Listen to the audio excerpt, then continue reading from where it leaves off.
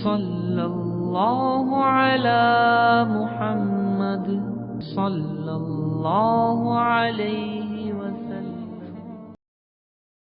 آپ لوگوں نے اس لاک ڈاؤن کے زمانے میں بھی کوشش کی اور ہمت کی کہ یہ وقت قیمتی بن جائے۔ آپ لوگوں کی کوشش، دلچسپی لینے کی وجہ سے ہی بچے وقت پر آتے ہیں، تیاری کر کے آتے ہیں، صاف ستھرے کپڑے پہن کر آتے ہیں، وضو کر کر آتے ہیں۔ قرآن قاعدہ کہیں پر رکھا ہوا ہے، حل کہیں پہ رکھی ہوئی ہے، کوئی روز نامچے کی ڈائری کہیں رکھی ہوئی ہے۔ سب چیزیں تلاش کر کے بچوں کی ماں نے، بچوں کے باپ نے، والد نے دلچسپی لی، تبھی بچہ یہاں پر پہنچا۔ آپ سب لوگوں کی کوششیں مبارکبادی کے قابل ہیں، اس پر خوشی ہوتی ہے۔ ایک پہلو میرے اور آپ کے سوچنے کا ہے، گاڑی 4 پہیوں سے چلتی ہے، ایسے ہی تعلیم 4 لوگوں کی دلچسپی سے بنتی ہے۔ ایک پڑھانے والے، دوسرا پڑھنے والا، تیسری ماں اور چوتھے والد۔ جب تک ان 4 کی فکریں ایک نہیں ہوں گی، اس وقت تک بچوں کی پڑھائی کی گاڑی آگے بڑھنے والی نہیں ہے۔ استاد دلچسپی نہیں لے رہے ہیں، بچہ بہت فکر کرتا ہے۔ استاد فکر مند ہیں، طالب علم بے فکر ہے۔ استاد اور طالب علم، پڑھنے والا پڑھانے والے دونوں چاہتے ہیں، لیکن ماں یا باپ لاپرواہ۔ زندگی میں ہم دیکھتے رہتے ہیں کہ والدہ نے کہا کہ بچوں کو نوٹ بک لانا ہے، فلانی پینسل لانا ہے، فلانے ہوم ورک کی تیاری کروانا ہے، فلانے سبجیکٹ کے لیے فلانے سامان کی ضرورت ہے، فیس وقت پر ادا کرنا ہے۔ لیکن ایجوکیشنل لائن میں جب باپ دلچسپی نہیں لیتا ہے، پیرنٹس میٹنگ میں جانا ہے، گائیڈ لائن سننا ہے، کریکشن کرنا ہے، چینجز لانا ہے، نظام تعلیم اور سسٹم سے متعلق اہم بات کہی جا رہی ہے، لیکن والد دلچسپی نہیں لیتے۔ والد بہت پریشان رہتے ہیں، بعض مرتبہ دن بھر تھکا ہارا رہتا ہے، بار بار فون کرتا ہے، یاد دہانی کرتا ہے، لیکن ماں وقت پر اٹھنا نہیں چاہتی ہے، ماں وقت پر تیاری کرنا نہیں چاہتی ہے، ماں دلچسپی سے لے کر بیٹھنا نہیں چاہتی ہے۔ ان 4 کے جوڑ کے بغیر، ان 4 کی فکروں کی یکسانیت کے بغیر بچے کی پڑھائی ہرگز نہیں ہو سکتی۔ یہ سب سے پہلی بنیادی بات ہے۔ اور دوسری بات یہ ہے کہ جیسے سانچہ ہوگا ویسے اینٹ بنے گی، جیسے ٹینکی کا پانی ہوگا نل میں ویسے ہی پانی آئے گا، جیسی آئیڈیل پرسنالٹی زندگی میں دکھے گی بچے اسی کی نقالی کریں گے۔ اور سب سے پہلا نمونہ بچوں کی زندگیوں میں ان کے ماں باپ ہوتے ہیں۔ بچوں نے تو یہاں پر پڑھا ابغض الرجال الی اللہ الالد الخصم، سب سے بدترین اللہ کے یہاں وہ ہوتا ہے جو جھگڑالو ہو، اور وہ اپنے گھر میں ماں باپ کو، بھائی بہن کو جھگڑتے ہوئے دیکھتا ہے۔ بچے نے حدیث میں پڑھا لا یحل للمؤمن ان یهجر اخاه فوق 3 لیال، 3 دن سے زیادہ بات بند کرنا حرام ہے۔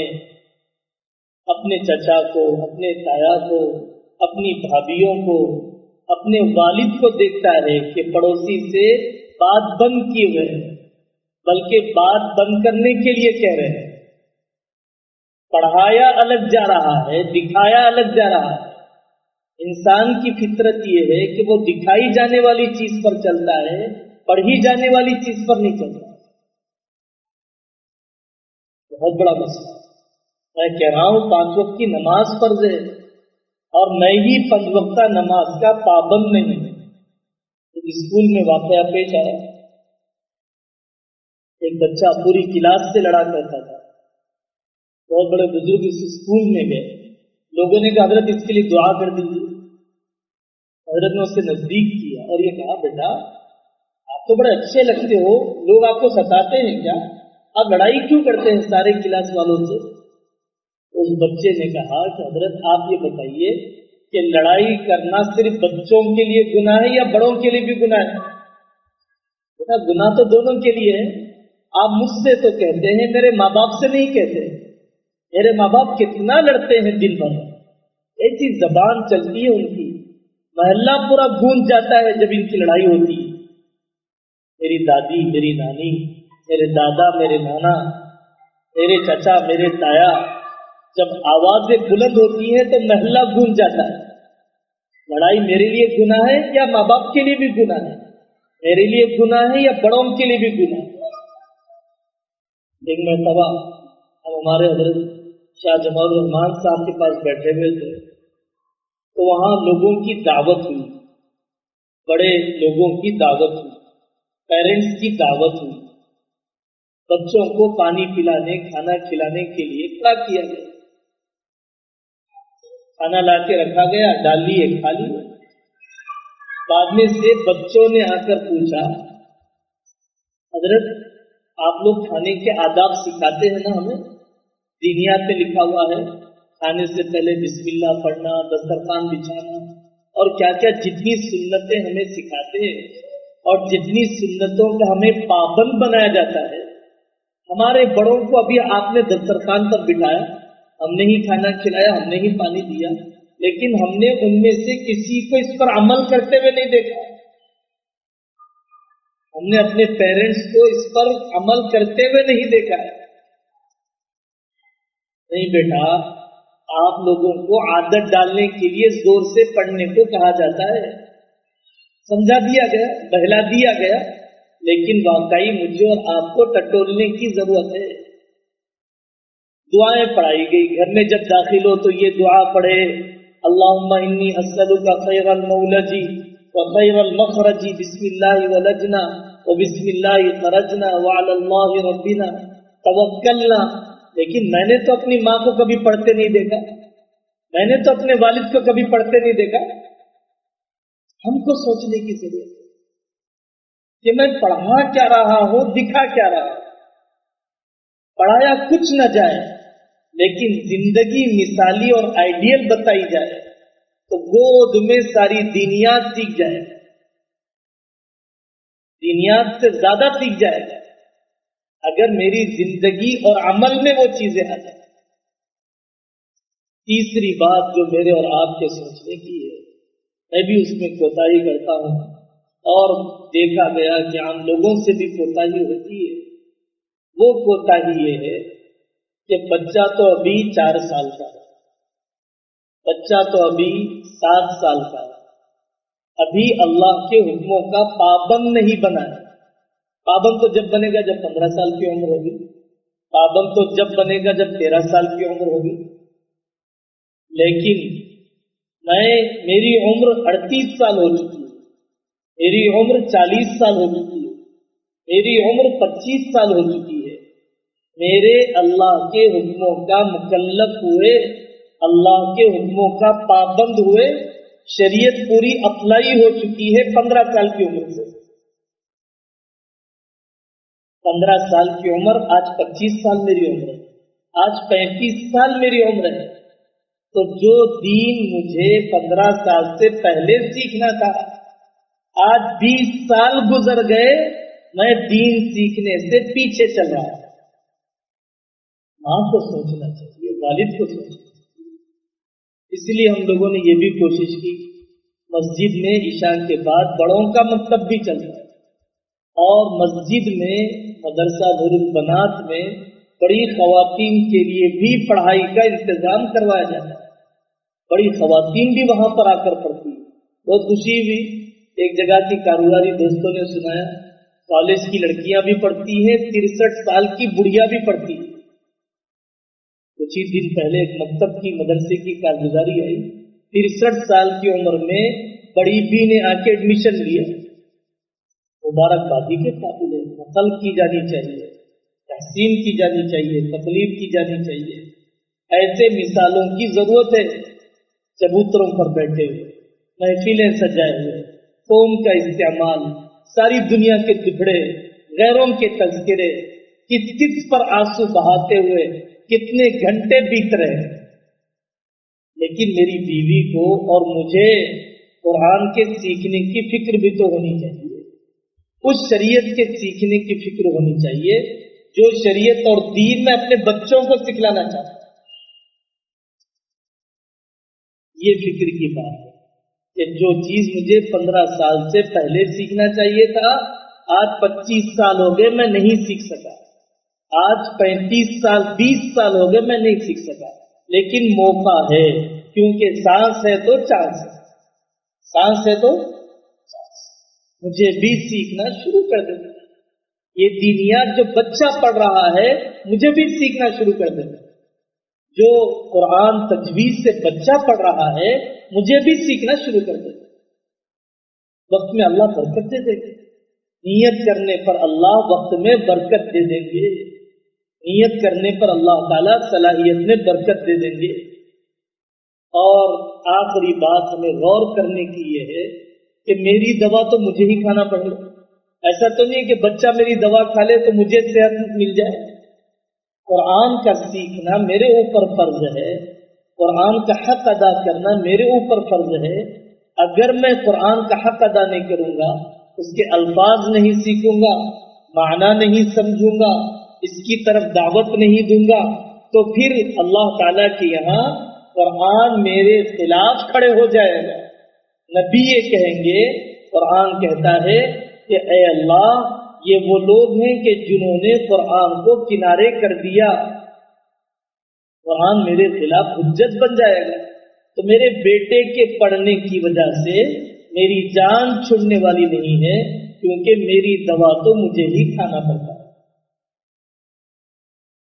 اس لیے میرے عزیزوں, اور بہتری لانے کی فکر ہونی چاہیے. اور بہتری لانے کی فکر ہونی چاہیے. الفاظ سکھانا اصل نہیں ہے, ذہن سازی اصل ہے. موٹیویشن کرنا اصل ہے, موٹیویٹ کرنا اصل ہے. جذبات کو بدلنا اصل ہے, خیالات کو بدلنا اصل ہے.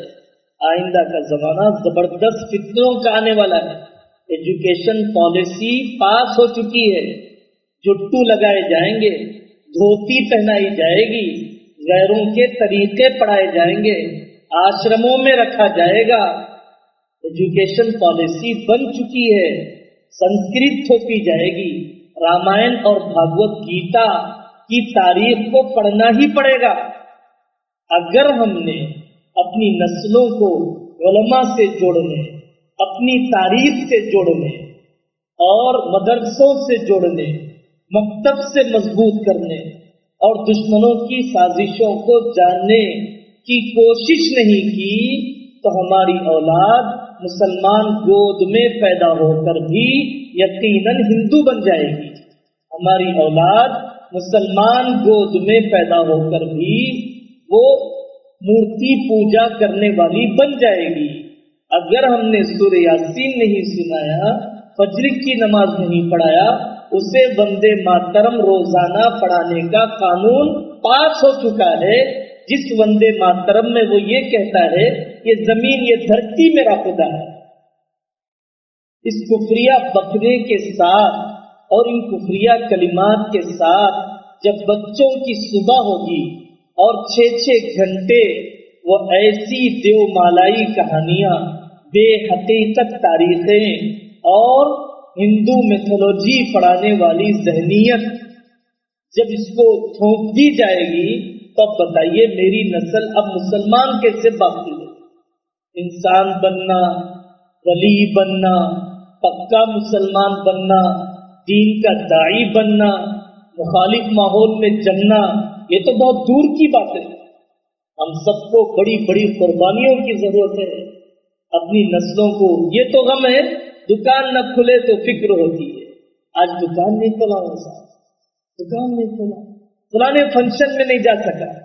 ایسی منحوس عادت ہماری، میں نہیں سمجھتا آپ لوگوں میں سے کسی کو یہ عادت لگ چکی ہو، شادیوں میں جانا، عقیقوں میں جانا، جمعگیوں میں جانا، سانچکوں میں جانا۔ ابھی حضرت عبد الرحمان صاحب فرما رہے تھے نانی کے جنازے کے نام پر 10 دن گما کر دیا۔ بھائی نانی کے جنازے میں آپ 10 دن کون سا ثواب پہنچا رہے تھے، اور کون سا سوگ اور غم منانے کے لیے ضروری تھا کہ 10 دن قرآن کی تعلیم کا ناغہ ہو جاتا؟ تعلیم کر کے آپ ثواب پہنچاتے نانی کو، قرآن پڑھ کے ثواب پہنچاتے دادی کو، دادا کو، پھوپھی کو، چچی کو، چچا کو۔ ناغہ کرنے کا کون سا ثواب پہنچا رہے ہیں؟ عجیب طرح کی حماقت ہے، پیسوں کی تباہی ہے، تعلیم کا نقصان ہے، بری عادتوں کا سیکھنا ہے، ایک دوسرے سے اچھے کپڑوں میں، اچھے جوتیوں میں، اچھے زیوروں میں مقابلے ہیں۔ جیسے گھٹیا اور چھوٹی قسم کی چیزیں ہمارے بچوں میں پنپنے لگ جاتی ہیں۔ جب ہم بچوں کے سامنے فنکشن کی اہمیت بتاتے ہیں، تعلیم کی اہمیت نہیں بتاتے ہیں، تقاریب میں جانے کی فکر ہے، مکتب کی، قرآن کی، اسکول کی تعلیم کے ناغے کی فکر نہیں ہے۔ دولت سے علم نہیں آتا، دولت سے گھر نہیں بنتے، دولت سے حیا نہیں آتی، دولت سے کلمے والی موت نہیں آتی، دولت سے گودے نورانی نہیں بنا کرتی، دولت سے شفا نہیں ملا کرتی۔ ہماری فکر ہونی چاہیے۔ فکر کرنے کے بعد اس لیے ایسے فنکشنز، ایسی تقاریب، ایسی دعوتوں میں شرکت کرنے کے سلسلے میں احتیاط کرنا چاہیے تاکہ بچوں کی تعلیم میں نقصان نہ ہو، بچوں کی تعلیم میں خسارہ نہ ہو، بچہ تعلیم میں دوسروں سے پیچھے نہ ہو جائے۔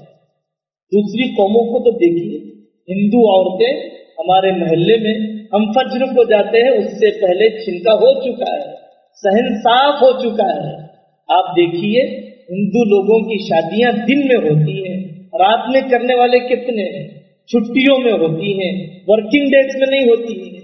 اتنی عقل تو لینی چاہیے، نقالی ان چیزوں میں کیوں نہیں کرتے ہیں؟ کیسی محنتی عورتیں، کیسے محنتی مرد، کیسے سویرے جاگنے کی عادی۔ شرم کی بات ہے کہ دوسری بے ایمان قوم سے ہمیں مثال دے کر سمجھائے۔ اللہ تعالیٰ آپ حضرات کے آنے کو مبارک فرمائے، اور آپ حضرات کی محنتوں کو، پڑھانے والوں کی محنتوں کو اللہ تعالیٰ قبول فرمائے، بہترین بدلہ فرمائے۔